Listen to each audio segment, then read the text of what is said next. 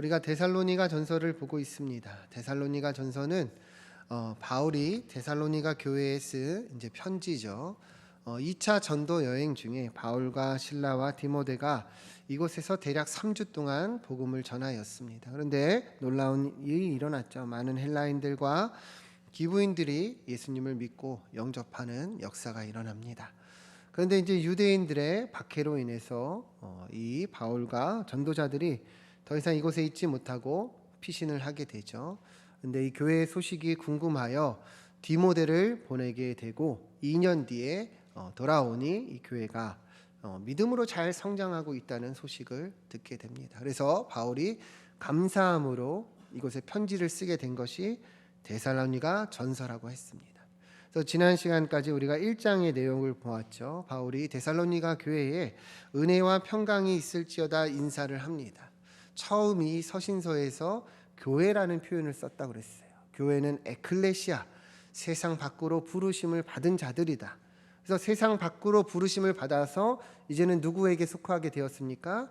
하나님께. 이게 교회라는 거예요. 그러니까 여러분과 제가 교회라는 것이죠. 그래서 데살로니가 교회는 믿음의 역사, 사랑의 수고, 그리고 예수 그리스도에 대한 소망의 인내의 모습을 나타냈습니다. 이게 교회의 모습이라는 거죠. 특히나 믿음의 본이 되는 교회가 됩니다. 예수 그리스도의 본을 받아서 이제는 이 지역, 이 마게도냐와 아가에 있는 많은 교회의 본이 되는 이 복음을 전하고 성장하는 교회로까지 우리가 된 것을 보았습니다. 그래서 바울이 감격하며 감사하며 나는 아무 말도 할 것이 없노라 이렇게 서신서에서 편지를 썼습니다.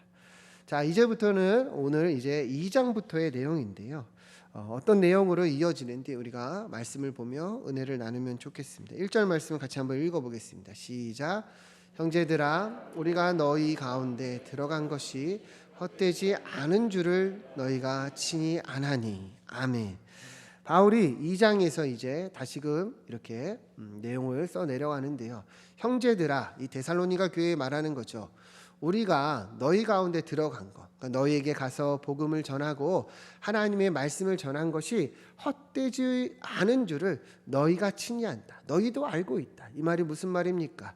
바울이 전한 복음이 이렇게 많은 역사, 능력으로 이 교회로 성장하게 하는 그런 밑거름이 되었기 때문에 헛되지 않은 줄을 친히 안다. 너희도 알고 있다. 이러한 역사를 너희가 지금 보고 경험하고 있다. 이렇게 얘기를 한 것이죠. 근데 바울이 이렇게 이야기하는 것은 사실 이제 다른 배경이 있는데요. 왜 그러냐? 이제 바울에 대해서 많은 유대인들이 여전히 음해하고 또 거짓말로 이 바울을 공격하고 있었기 때문입니다. 사도행전 17장 6절부터 보면 이런 내용이 있어요. 바울에 대해서 이 데살로니가에 있던 유대인들이 어떻게 방해를 했냐면 야손감이 형제들을 끌고 읍장들 앞에 가서 소리 질러 이르되 이 사람들을 향해서 뭐라고 얘기하느냐? 천하를 어지럽게 하던 이 사람들이 여기도 이름에 이렇게 얘기를 합니다. 그러니까 바울과 전도자들을 유대인들이 어떻게 이제 방해하고 박해했느냐? 이 사람들은 천하를 어지럽게 하는 사람들이다. 다른 번역서를 보면 어딜 가나 문제를 만드는 사람들이다. 이렇게 음해를 한 거예요. 7절을 보면 특별히 이 사람들은 가이사의 명을 거역하고 다른 임금 곧 예수라 하는 이가 있다 하더이다. 그러니까 이 사람들은 로마를 반대하는 자들이고 황제를 반대하는 반역자들이다. 다른 왕 예수를 전한다. 이렇게 이제 말하고 다닌 거예요. 근데 바울이 이제 데살로니가 교회에서 떠나서 다른 지역을 로 이동을 했어도 여전히 이 바울과 전도자들에 대해서 이 유대인들이 방해하고 반대하고 특히 음해를 하기 시작한 거예요. 디모데가 2년이 지나서 돌아왔는데 이 교회가 이렇게 잘 성장하고 있습니다. 그런데 여전히 우리에 대해서 안 좋은 말로 유대인들이 방해하고 음해하고 있습니다. 이렇게 얘기를 한 거예요. 그러니까 바울이 지금 그 내용에 대해서 반론을 하고 있는 것이 2장의 내용이라는 거예요. 우리가 어떻게 복음을 전하였는지 너희가 잘 알지 않느냐. 저들이 우리를 이렇게 공격하고 있는데 그것이 사실이 아니라는 것이죠. 특별히 이 반대자들은 뭐라고 얘기를 했냐면 앞서 얘기한 것처럼 어딜 가나 문제를 일으키고 황제를 반대하는 자들이고 이 사람들은 무서워서 도망가지 않았냐. 데살로니가에 핍박이 있으니까 도망가지 않았냐. 야, 잘 생각해봐라. 그리고 나서 이 바울과 전도자들이 돌아온 적 있느냐? 없지 않느냐? 이 사람들은 다 말쟁이고 자기 이익을 위해서 거짓말하는 그런 말꾼들이다. 이런 식으로 이제 계속 음해를 했던 것이죠. 그래서 이제 바울은 이에 대해서 우리가 복음을 전한 것이 헛되지 않은 줄 너희가 알고 있지 않느냐, 이렇게 이야기를 하는 거예요. 자, 2절 말씀 보시죠. 계속 이어서 얘기를 하며, 자 보세요. 너희가 아는 바와 같이, 그러니까 데살로니가 교회 성도들이 아는 바와 같이 우리가 먼저 빌립보에서 고난과 능욕을 당하였지만 그곳에서 고난을 당했다는 거죠. 그러나 하나님의 힘을 힘입어 우리가 많은 싸움 중에 이 복음을 너희에게도 전하였다, 이렇게 얘기를 합니다. 유대인들은 바울이 도망갔다고 얘기를 했어요. 고난이 무서워서, 핍박이 무서워서 도망갔다. 근데 바울은 그게 아니라는 거죠. 우리는 이미 빌립보에서 고난과 능욕을 당했다는 거예요. 그럼에도 복음을 전하는 것을 우리가 어렵지 않게 하나님의 은혜로 했다는 것이죠. 이 내용은 이제 사도행전에 나타나는 건데, 바울이 이 빌립보에서 복음을 전할 때 이제 귀신 들린 여종 하나가 계속 쫓아와서 방해를 했습니다. 그러니까 바울이 그 여종에게서 귀신을 쫓아내버려요. 근데 이 사람은 원래 점치던 사람인데 이제 귀신 쫓아나니까 점을 칠 수 없게 돼서 이 여종의 주인이 바울과 이 전도자들을 고발합니다. 사도행전 16장 20절 보면 상관들 앞에 데리고 가서 이 사람들이 유대인인데, 그러니까 우리는 로마인이고 이 사람들 유대인이다, 뭔가 이렇게 민족적인 그런 것으로 대치를 시켜요. 그래서 이 사람들 우리 성을 심히 요란하게 하여 21절 로마 사람인 우리가 받지도 못하고 행하지도 못하는 이런 풍속을 전한다, 뭔가 종교적으로 이단이다, 뭐 이런 식으로 이제 대치점을 찾는 거죠. 특별히 유대인들인데 우리 로마인들한테 이렇게 안 좋은 일을 행하고 있다는 식으로 이제 한 거죠. 그래서 22절 보면 무리가 일제히 일어나 고발하니 상관들이 옷을 찢어 벗기고 매로치라 하여 많이 친 후에 옥에 가두고 간수에게 명하여 든든히 지키라 했다, 이렇게 얘기를 합니다. 그러니까 빌립보에서 이 바울과 이 일행들이 이처럼 능욕을 당하고 많이 맞고 옥에 갇히는 이 복음 때문에 이렇게 능욕과 곤욕을 겪었죠. 그죠? 이미 겪었어요. 그죠? 근데 이후에 어떤 일이 일어납니까? 이 사람들이 옥에 가서도 기도하고 찬양하면서 갑자기 기적이 일어나요. 지진이 일어나면 옥문이 열립니다. 그죠? 그러나 도망가지 않았어요. 간수가 문이 열린 걸 보고 자결하려고 했습니다. 근데 그러지 말아라 그러면서 오히려 간수가 예수님을 믿는 놀라운 역사가 일어나죠. 이것에서 그런 이야기가 있죠. 주 예수를 믿으라, 그리하면 너와 내 집이 구원을 얻으리라. 그러니까 바울은 오히려 고난과 능력을 우리가 겪었지만 하나님의 힘을 힘입어서 우리가 복음을 전했다. 빌립보에서 이미 전했다. 우리는 고난과 능력을 두려워하는 자들이 아니다. 그러하였으며 데살로니가에 와서도 복음을 전하지 아니하였을 거다. 우리는 이미 하나님의 힘을 힘입어 이런 일을 경험했고, 그래서 데살로니가에서도 복음을 전했다는 것을 얘기하는 거죠. 그러니까 그러한 음의 세력들의 그런 말들에 대해서 바울은 계속 반론을 하고 있는 거예요. 너희가 더 잘 알지 않냐. 우리가 그것을 무서워했으며 그렇게 우리가 복음을 전하지 않았을 것이고, 우리는 이미 그것을 다 겪었고 하나님의 은혜로 이겨냈다는 것이죠. 자, 3절 4절 보시죠. 그래서 바울은 계속 얘기합니다. 우리의 권면은 간사함이나 부정에서 난 것이 아니요 속임수로 하는 것도 아니다. 이 권면이 무엇입니까? 복음을 전하는 것이죠. 권면이라는 것은요, 다른 의미가 아니죠. 이렇게 좋은 마음으로 우리가 복음을 전하고 있다는 거예요. 바울이 말하는 것은 어떤 부정함이나 속임수로 하는 것이 아니라는 거예요. 그러니까 이 반대자들은 바울이 어떤 꿍꿍이가 있어서 술수가 있어서 이 사람들이 자기의 이익을 위해서 이렇게 다른 말을 한다 얘기하지만 바울은 그런 게 아니라는 거예요. 여기서 부정이 뭡니까? 다른 마음이죠. 그죠? 속임수를 하는 게 아니라는 거예요. 잘못된 마음으로 전하는 것이 아니다. 무엇으로 전하는가? 4절 보시죠. 오직 하나님께 옳게 여기심을 입어 복음을 위탁받았으니 우리가 이와 같이 말함은 사람을 기쁘게 하려 함이 아니요 오직 우리 마음을 감찰하시는 하나님을 기쁘시게 하려 함이라. 그러니까 바울이 왜 복음을 전한다는 거예요?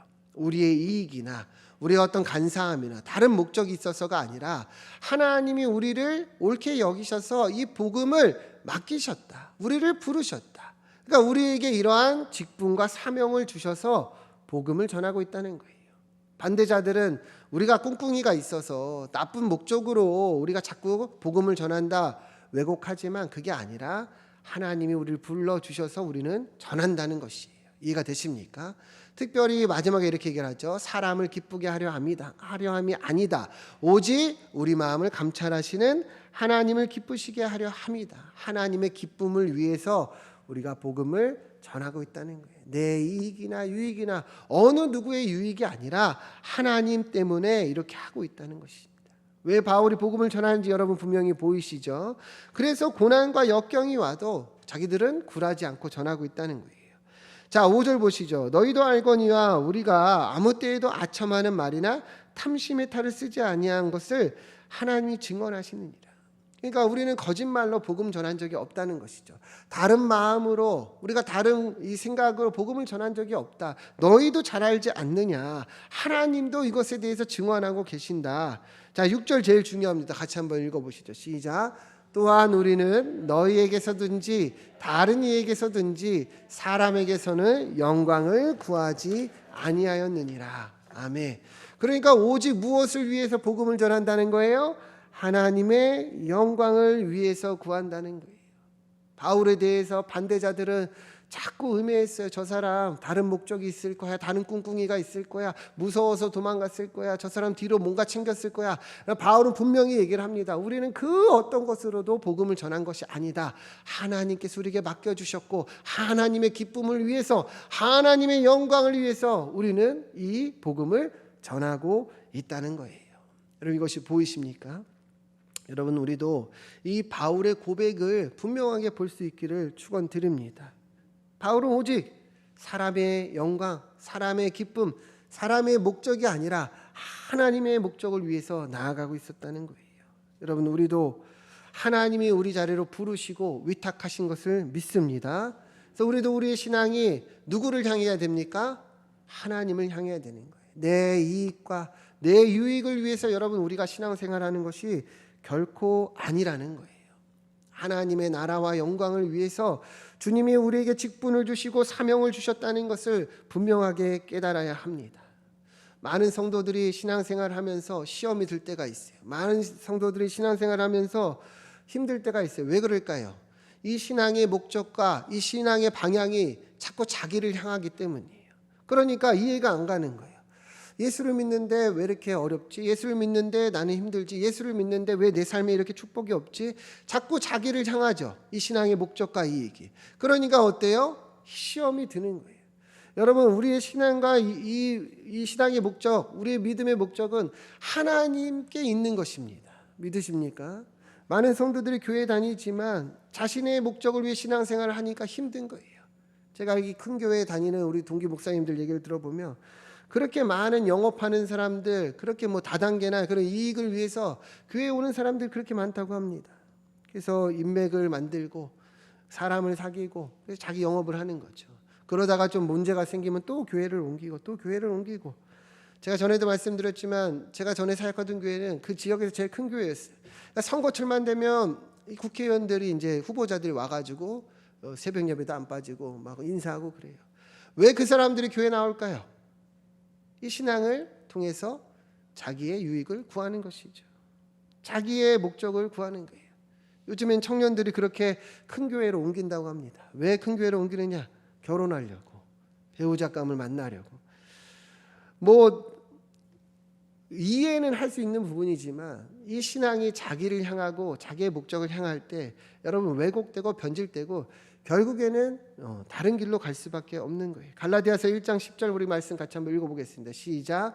이제 내가 사람들에게 좋게 하랴 하나님께 좋게 하랴 사람들에게 기쁨을 구하랴. 내가 지금까지 사람들의 기쁨을 구하였다면 그리스도의 종이 아니니라. 아멘. 바울은 분명히 얘기를 해요. 내가 지금까지 사람들의 기쁨을 구하였으면 그리스도의 종이 아니다. 여기서 사람들의 기쁨이라는 것은요, 어느 누구의 기쁨, 자기를 향하는 거예요. 자기도 포함하는 거죠. 내 이익을 위해서, 내 기쁨을 위해서 내가 지금까지 신앙생활을 했다면 난 그리스도의 종이 아니다. 내가 잘못 믿었다. 내 직분은 헛된 것이다. 분명히 얘기를 하고 있는 거예요. 이 말은 무슨 말입니까?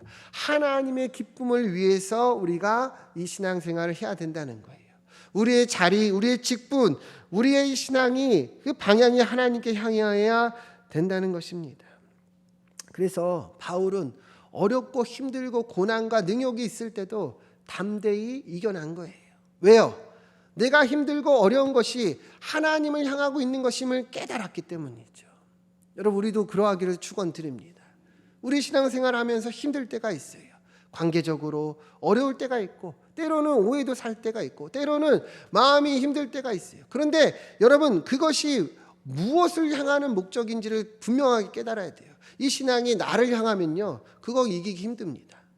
그러나 하나님을 향하면 내가 고난이 있고 능력을 받을 때도 있어도 하나님이 기뻐하시는 일을 위해서 계속 선을 행하다 보면 그것이 협력해서 열매를 맺는 거예요. 여러분, 내가 바라는 것을 위한 여러분 신앙생활 하지 마시기를 축원드립니다. 하나님이 원하시는 것, 우리가 장로로서, 우리가 목사로서, 우리가 권사로서, 우리가 집사로서 하나님이 여러분 왜 이 직분을 주셨는지 이 시간에 바로 바라봐야 돼요. 왜 위탁하셨을까요? 하나님의 기쁨을 위해서예요. 하나님의 영광을 위해서입니다. 여러분 믿으십니까? 그러나 먼저 그의 나라와 그의 의를 구하며 이 모든 것을 우리에게 더하시리라 분명히 말씀하셨습니다. 우리가 하나님을 위해서 하나님을 향해서 나아갈 때 하나님은 채워주신다는 거예요. 여러분, 우리가 하나님께서 어떤 직분을 주셨습니까? 이 예배의 자리에서도 직분을 주셨고 또 가정과 직장 가운데서도 주셨어요. 하나님을 사랑하고 이웃을 사랑하고 우리가 협력하고 선을 이루고 화평케 하는 자가 되기를 원하신다는 거예요. 우리 삶을 통해서 예수 그리스도의 향기가 나타나고 우리의 삶을 통해서 이 복음이 전달되기를 주님은 간절히 바라고 계신다는 거예요.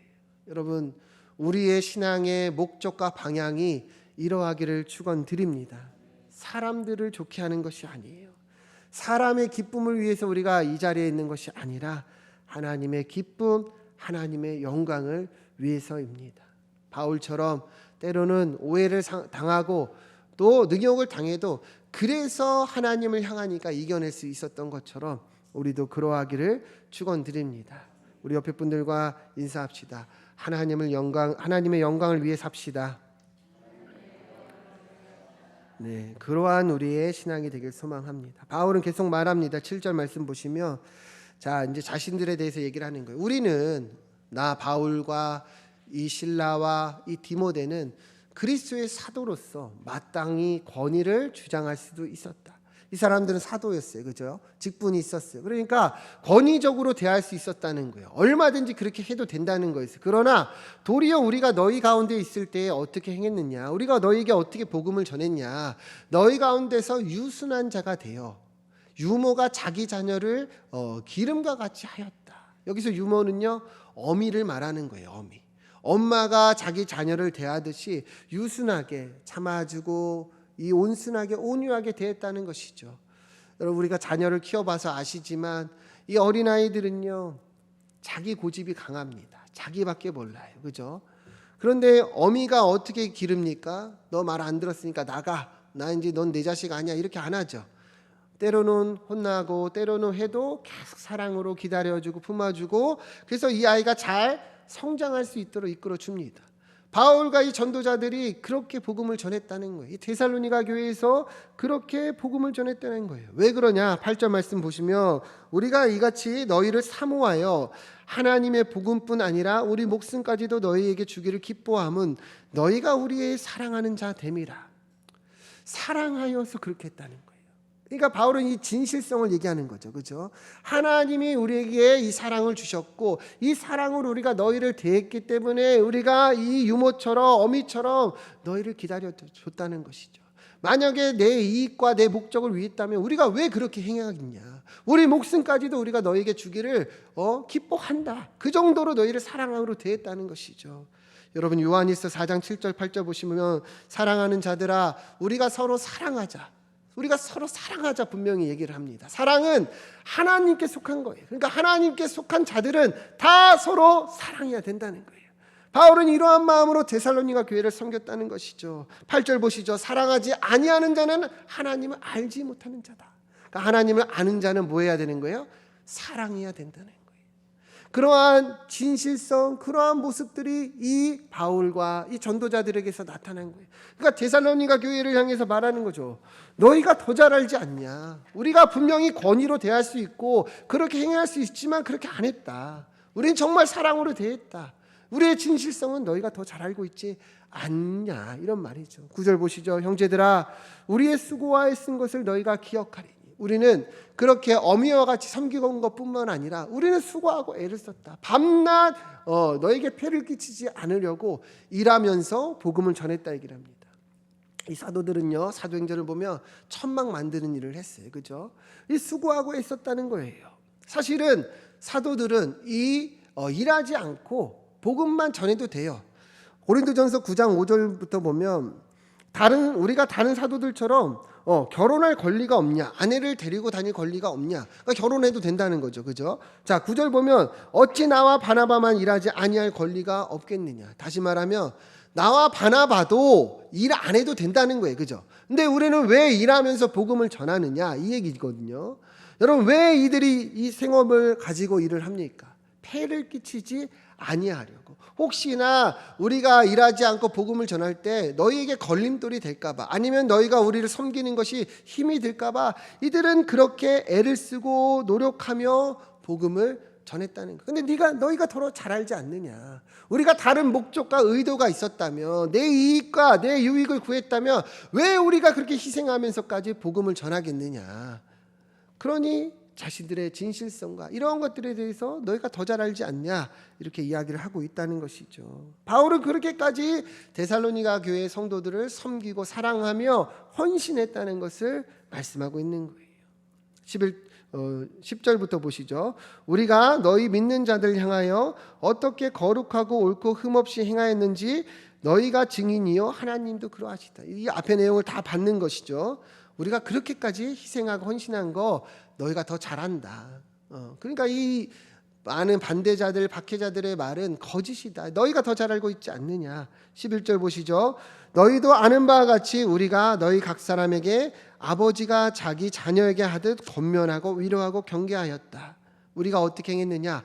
앞서는 어미처럼 유순한 자처럼 섬겼다 그랬죠. 지금은 아비처럼 그렇게 권면하고 그렇게 가르치고, 때로는 잘못하는 것들에 대해서 경계하고, 또 힘들고 어려운 것 같은 것에서도 위로했다는 거죠. 아비와 이 어미처럼 그렇게 진실되게 대했다는 거예요. 왜 그러하느냐. 우리 12절 같이 한번 읽어보시죠. 12절 시작. 이는 너희를 부르사 자기 나라와 영광에 이르게 하시는 하나님께 합당히 행하게 하려 함이라. 아멘. 하나님께 합당히 행할 수 있도록, 잘 성장할 수 있도록, 하나님의 자녀답게 살아갈 수 있도록 바울이 그렇게 행했다는 거예요. 여러분, 오늘 말씀 한번 쫙 우리가 정리를 해봅시다. 바울이 이 데살로니가 2장에서 무엇을 얘기합니까?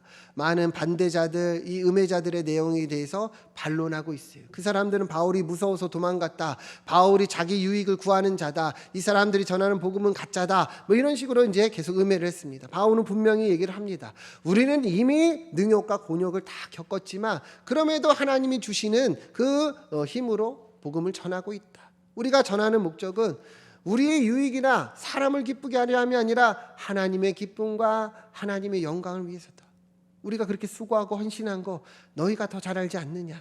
우리가 마땅히 사도로서 권위를 내세우고 대우를 받을 수 있음에도 우리는 그렇게 하지 않았다. 어미처럼 아비처럼 너희를 대한 것을 알고 있지 않느냐. 이렇게 바울이 이야기하고 있는 내용입니다. 여러분, 우리도 이 말씀을 오늘 정리하면서 우리 마음에 새기기를 소망합니다. 우리는 어떻게 이 신앙생활을 하고 있습니까? 어떻게 부르신 자리에 나아가고 있고, 어떻게 부르신 자리에서 섬기고 하나님의 뜻을 구하고 있습니까? 여러분, 우리의 신앙의 목적은 나에게 있는 것이 아니에요.